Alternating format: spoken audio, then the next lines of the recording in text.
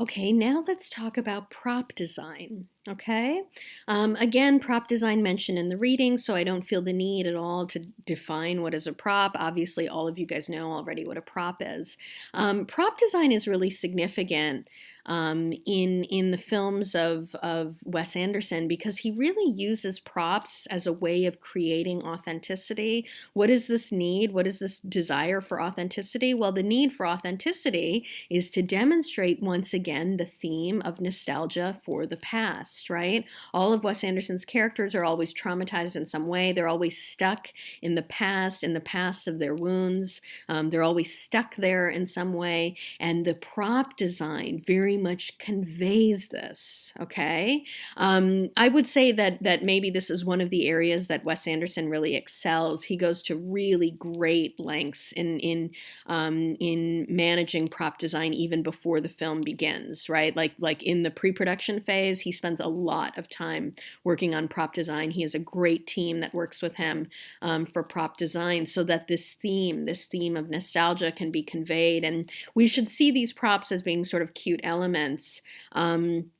But it's important to also remember that the props are invested in with tons of meaning. Okay, this is another one that I can go through relatively quickly.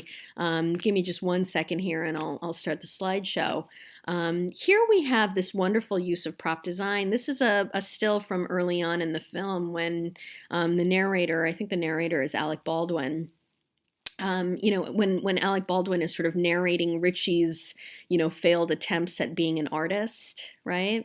It's sort of funny, it's a funny scene that like Richie's so serious about his artwork that he's, directing his mom on where to hang the frames on screen, right? And the mom, Ethel, is so cute. She encourages Richie so much that, she hangs all of his, his not great paintings, or maybe they're great and I just don't know, but she hangs up all of his paintings. She frames them and hangs them up, right? She really cares about her son, in other words, right? But actually, it's a clue. It's a foreshadowing moment that, Richie, as a kid, even then was obsessed with Margot. Margot is the study of every one of his paintings, of every one of his drawings. Margot is again, look at the placement, look at the two-dimensional design. She's always in the center, she's in the middle, she's always on his mind, right?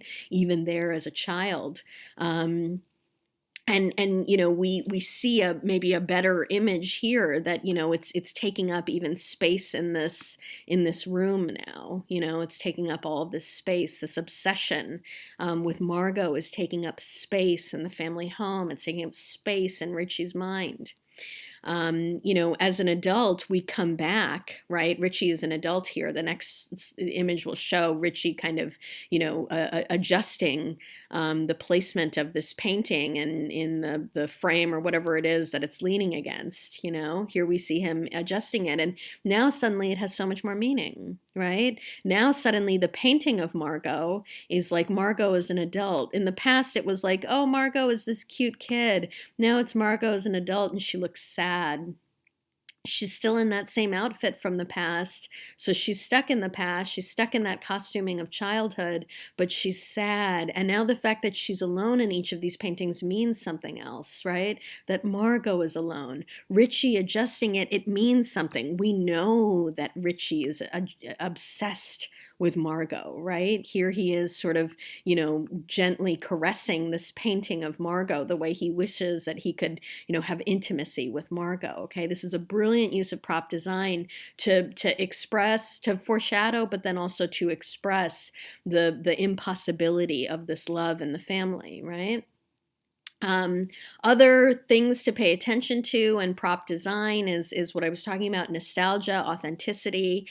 Here we have, I don't really remember anything about computers from this time, but here we have these old-timey computers, these old-timey rotary phones with those circular dials, right? This floppy disk drive. You guys probably don't even know what these are, right? but once upon a time they were floppy disks, right? Before the hard disk, before the CD, before whatever, these floppy disks. Here we have this, this coffee maker, which no doubt is from that time period, and the coffee mug showing us that Chaz as a little kid is, obsessed with work. It's the work center, right? This is another nod to Wes Anderson's sort of obsession with authenticity. We have this old-timey television with these round knobs for the dials. Again, probably you guys won't even know what these TVs are about, but these are these are televisions from the past, from the 70s, when there weren't remotes. There were these dials, or if there were remotes, there were these huge contraptions.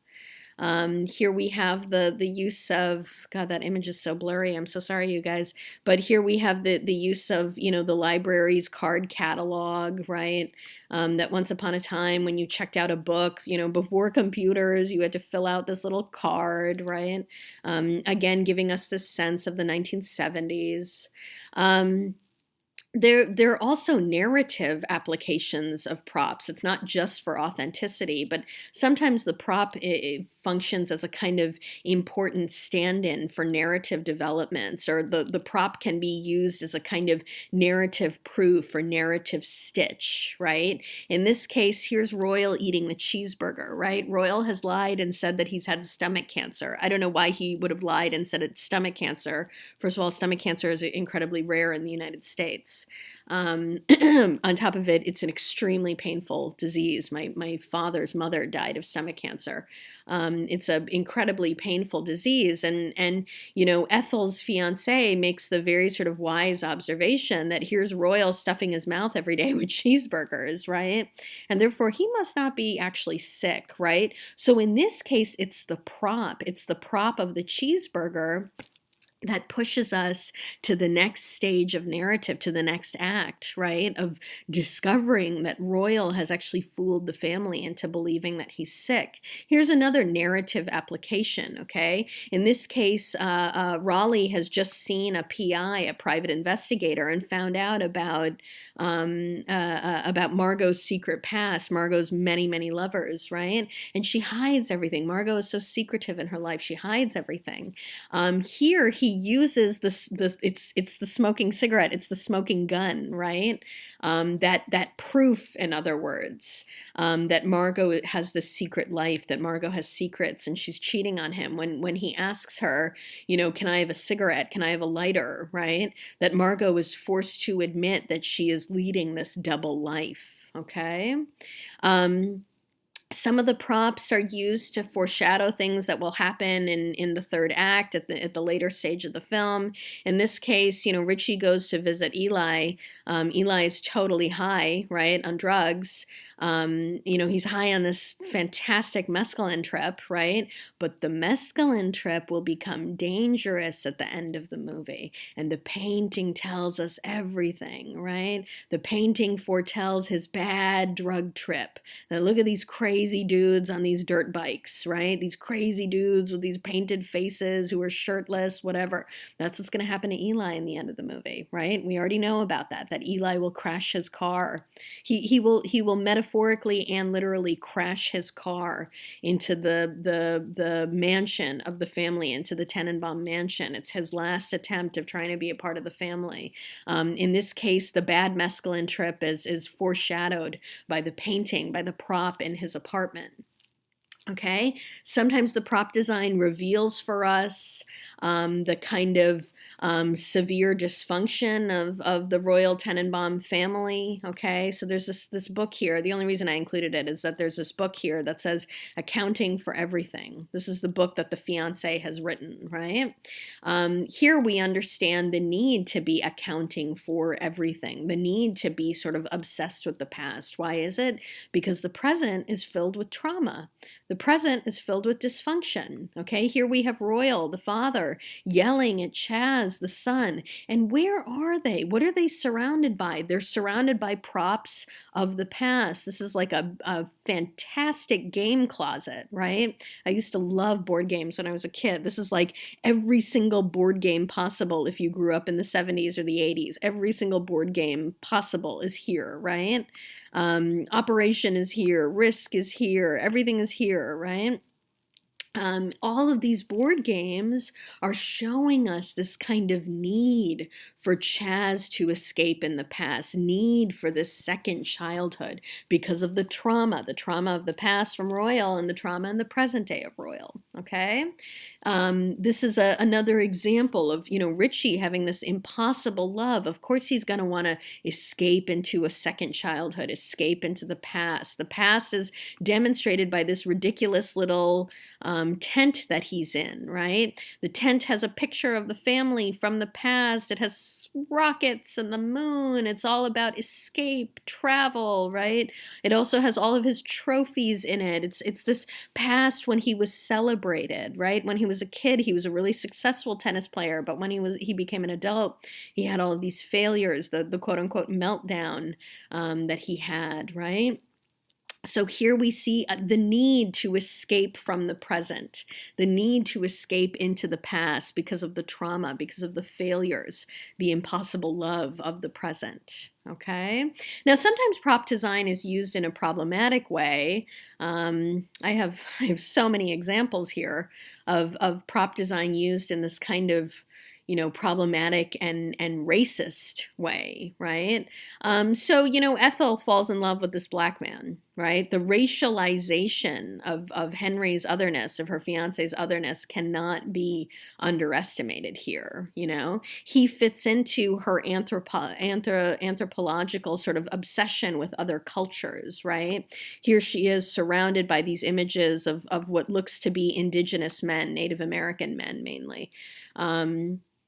The bones of the past. I mean, this image is actually really disturbing from the point of racial analysis or looking at white supremacy, right? That she's, here she is maybe cleaning a bone or something. These are dead bones of conquered races, right? The dead bones of maybe Native Americans, who knows, that she's brushing away, and now her newest specimen has come into the picture. I mean, it's really disturbing. Forgive me for saying these disturbing things, Her collection of men of color, and now this is the newest collection, okay, Henry.